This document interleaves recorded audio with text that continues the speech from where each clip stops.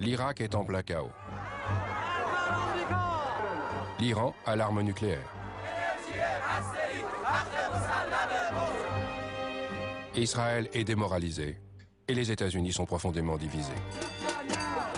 Pendant 6 semaines, nous avons suivi les événements au Proche-Orient, le lieu du jugement dernier, où la tension ne cesse de croître. Faut-il se préparer à un scénario catastrophe?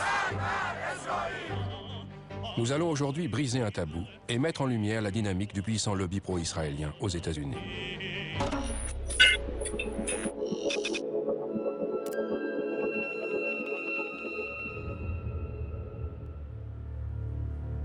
En 2006, 2 politologues conservateurs américains de renom, Stephen Walt et John Mearsheimer, ont écrit un article sur l'influence du lobby pro-israélien sur la politique étrangère des États-Unis. Vous voyez, ça a été publié le 23 mars 2006. Le titre est là. Il me semble que la version de Harvard a été téléchargée plus de 350 000 fois. Les États-Unis soutiennent Israël de diverses façons. Nous leur fournissons des aides militaires et économiques qui s'élèvent à peu près à 3 milliards de dollars par an. Malgré sa relative richesse, Israël reçoit plus d'aide extérieure que n'importe quel autre pays au monde. Nous opposons constamment notre veto aux résolutions de l'ONU condamnant Israël. Ceux qui sont contre, 14 voix pour, 1 voix contre. Le projet de résolution n'est pas adopté par suite du vote négatif d'un membre permanent du Conseil. Those against? Those against? Ceux qui sont contre. Et les États-Unis parlent même de recourir à la force militaire contre l'Iran. Pourquoi craignent-ils tellement de voir l'Iran se doter de l'arme nucléaire? S'il y a une telle inquiétude à l'heure actuelle, c'est à cause des pressions du lobby.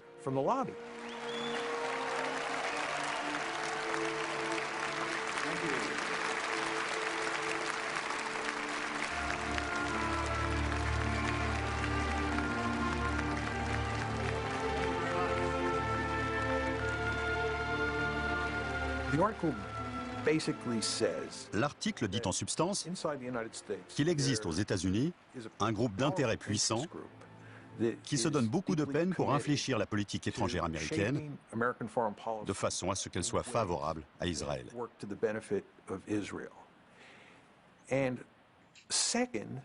Et deuxièmement, nous soutenons que les politiques que les États-Unis choisissent de mettre en œuvre au Proche-Orient, à cause des pressions exercées par le lobby au moment de la prise de décision, ne sont pas dans l'intérêt national.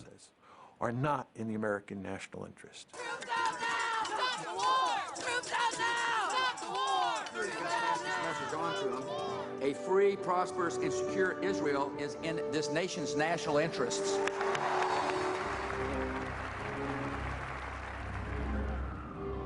En ces temps d'insécurité politique et de défaite annoncée en Irak, l'article a fait scandale aux États-Unis. Il réveille le vieux débat entre démocrates et républicains, américains et israéliens, juifs et chrétiens, et isolationnistes et interventionnistes.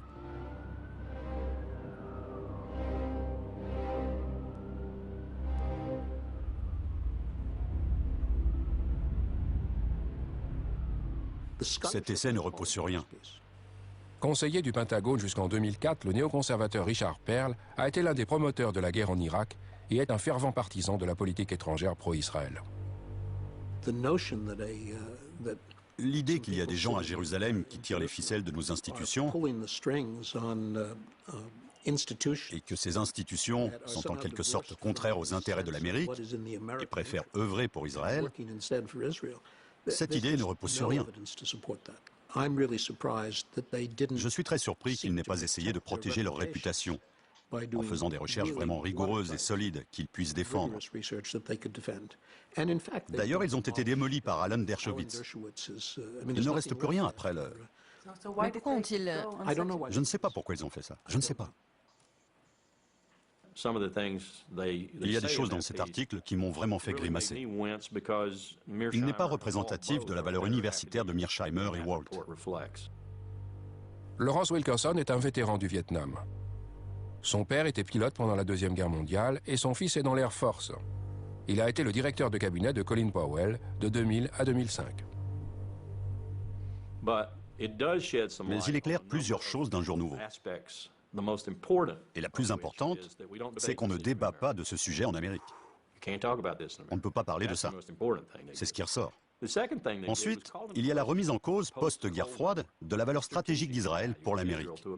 Il y a 10 ans, on ne pouvait pas parler du lobby pro-israélien. Aujourd'hui, on peut. C'est un sujet explosif et polémique, mais on en parle.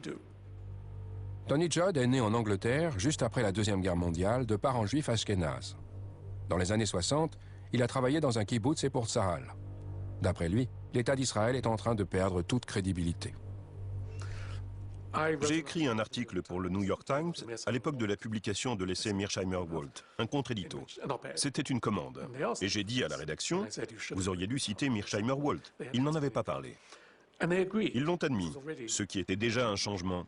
Mais ils ont insisté pour que quelque part dans l'article, je mentionne le fait que j'étais juif. Pour se couvrir. Un article critique sur le lobby israélien, oui, mais il est juif, alors ça va. Voilà où on en est. Ce n'est pas drôle de se faire traiter d'antisémite et d'entendre dire que vos recherches sont bâclées. Ce n'est pas drôle de se faire pilonner jour après jour et de ne voir que très peu de gens prendre votre défense. Mais on savait à quoi s'attendre. On savait que c'était le prix à payer pour cet article. Ils ont raison, mais ils ont tort. Ils ont raison d'un point de vue strictement géopolitique et géostratégique, un domaine que j'ai passé ma vie à étudier. Israël n'a plus de valeur stratégique pour les États-Unis, comme c'était le cas pendant la guerre froide. Non seulement ça, mais c'est même devenu un fardeau stratégique pour l'Amérique. Ça fait une grosse différence avec l'époque de la guerre froide. En même temps, le stratège éclairé en moi dit que ça n'a aucune importance. Parce que les liens entre l'Amérique et Israël sont tellement étroits et forts que la géostratégie, la stratégie politique ou la grande stratégie n'ont ici aucune valeur.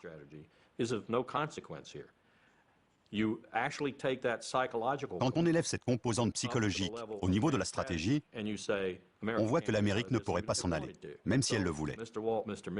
Messieurs Walt et Mearsheimer, vous avez peut-être raison techniquement, mais en réalité, vous avez tort. Parce que l'Amérique ne peut pas dire « Israël, débrouille-toi ». Ça ne peut pas marcher. Ça ne peut pas marcher parce qu'on a un lobby juif très puissant en Amérique.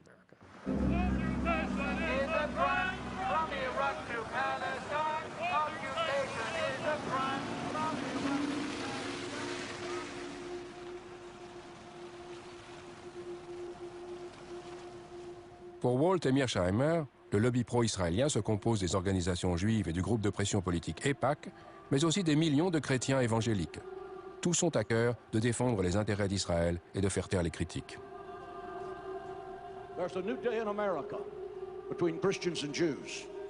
We don't agree on everything, but we agree on this, that we are going to be together, inseparable in the defense of Israel and the Jewish people.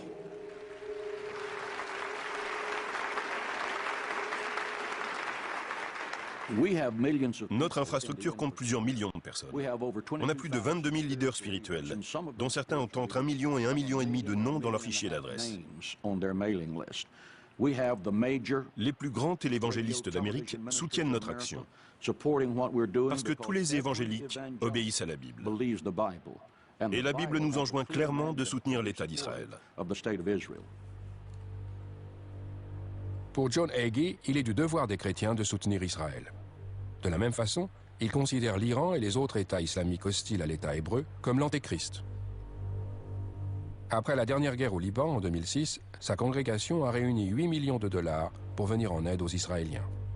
Again, there's a new Hitler, and he's the president of Iran, and he intends to build nuclear weapons, and his brazen declarations against the Jews in America have been carried on the front pages of America's newspapers. Ladies and gentlemen, we must demonstrate courage. We must demonstrate intellectual honesty. We must demonstrate the willingness to stand up and to speak out. We must act now to stop Iran before the maniacal dream of exterminating the Jewish people becomes a nuclear holocaust. And I am hopeful that the American government will have the courage to help Israel in its day of adversity against tyrants.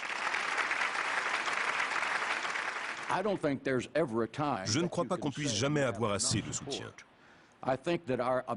Notre objectif est de toujours rappeler à nos élus ceci. A. Nous soutenons Israël. Et B.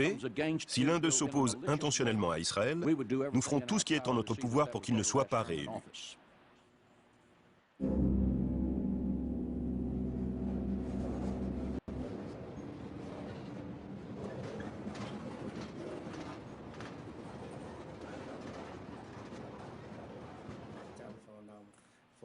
Earl Hilliard était membre du Congrès.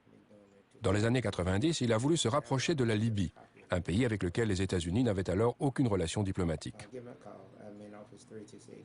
Hilliard s'est rendu à Tripoli à plusieurs reprises et a noué des liens étroits avec Kadhafi. Voilà ce qu'a fait l'AIPAC. Certains membres du Congrès américain soumettaient des résolutions condamnant la Libye et ils les regroupaient avec celles sur la Syrie, l'Iran et l'Irak. Ils soumettaient ces résolutions régulièrement en réclamant toutes sortes de sanctions et d'actions.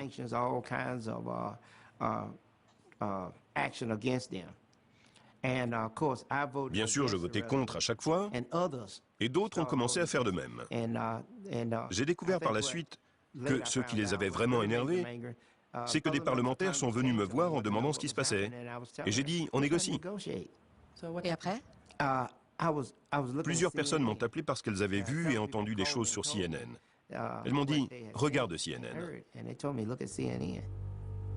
En pleine période préélectorale, son adversaire politique dans ce district d'Alabama reçoit de New York une contribution de 300 000 $ pour sa campagne. Un don exceptionnel. Ils ont inondé la radio et la télévision de spots publicitaires. Il faut bien comprendre l'ambiance qui régnait dans le pays.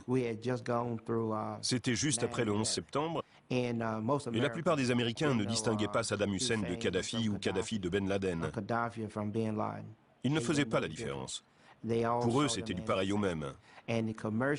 Or, la plupart des spots m'associaient à ces hommes et disaient que je les soutenais. Ils montraient les avions fonçant sur le World Trade Center.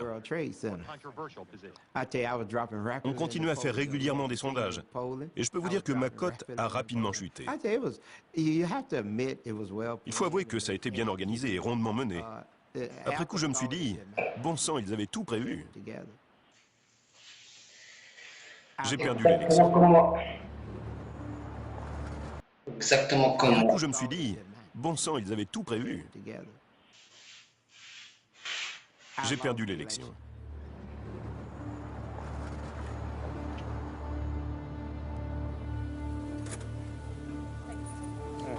Vous devez savoir que vous abordez un sujet interdit. Personne ne veut parler des Juifs. Surtout pas. C'est comme si on parlait de quelque chose de mal. On n'est même pas censé donner son opinion. C'est difficile de poser des questions sur le lobby pro-israélien? Absolument. Vous aurez du mal à obtenir des réponses et des interviews. J'espère que vous y arriverez. Je vous le souhaite. Ça va être dur.